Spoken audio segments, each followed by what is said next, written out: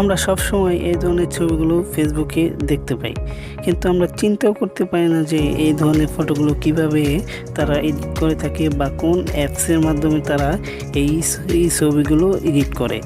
তো আজকে আমি সেটাই দেখাবো কিভাবে আপনারা এই ধরনের ছবি এডিট করতে পারবেন খুব সহজে এক ক্লিকের মাধ্যমে।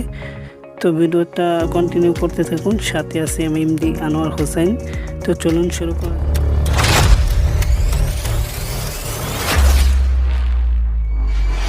প্রথমে প্লে স্টোর থেকে লাইটরুম অ্যাপসটি ইনস্টল করে নিন, তারপরে ওপেন করুন।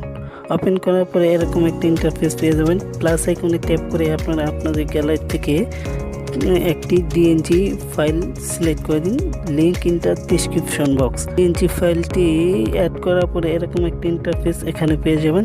এবার আপনারা সিম্পলি আবার প্লাস আইকনে ট্যাপ করে গ্যালারি থেকে আপনাদের কাঙ্ক্ষিত সেই ফটোটি সিলেক্ট করে দিন, যে ফটোটি আপনারা এরকমভাবে এডিট করতে চান। তো আবার আমি একটা ফটো সিলেক্ট করে দিচ্ছি। তো সিলেক্ট করার পরে এখানে এরকম একটা ইন্টারফেস পেয়ে যাবেন। এবার আপনার প্রথম যে ডিএনজি ফাইলটা সিলেক্ট করেছিলেন সেটাতে ক্লিক দিন। ক্লিক দেওয়ার পরে এরকম একটা ইন্টারফেস পেয়ে যাবেন। তো এখান থেকে থ্রি ডট মেনুতে ক্লিক দিন। থ্রি ডট মেনুতে ক্লিক দেওয়ার পরে এরকম একটা ইন্টারফেস পেয়ে যাবেন। তো এখান থেকে আপনারা কপি সেটিং এখানে ক্লিক দিন। এখানে ক্লিক দেওয়ার পরে এখান থেকে টিক মার্কে ক্লিক দিয়ে দিন।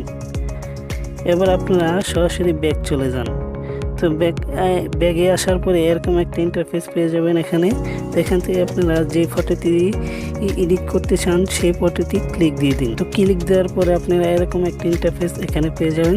তো সিম্পলি আপনারা আবার থ্রি ডট মেনুতে ক্লিক দিন। থ্রি ডট মেনুতে ক্লিক দেওয়ার পরে এরকম একটা ইন্টারফেস এখানে পেয়ে যাবেন। তো এখান থেকে আপনারা পেস্ট সেটিং এখানে ক্লিক দিন। এখানে ক্লিক দেওয়ার পরে দেখতে পাচ্ছেন যে খুব সহজেই কিন্তু এক ক্লিকের মাধ্যমে আপনাদের ফটোটি কালার অন্যরকম হয়ে গেল এবং খুব সহজেই কিন্তু ছবিটি এডিট হয়ে গেল। এবার আপনারা এখান থেকে কালারে ক্লিক দিন। কালারে ক্লিক দেওয়ার পরে মিক্সে ক্লিক দিন। মিক্সে ক্লিক দেওয়ার পরে এখান থেকে আপনারা আপনাদের ইচ্ছা মতন ছবিটাকে একটু কাস্টমাইজ করে নিতে পারবেন।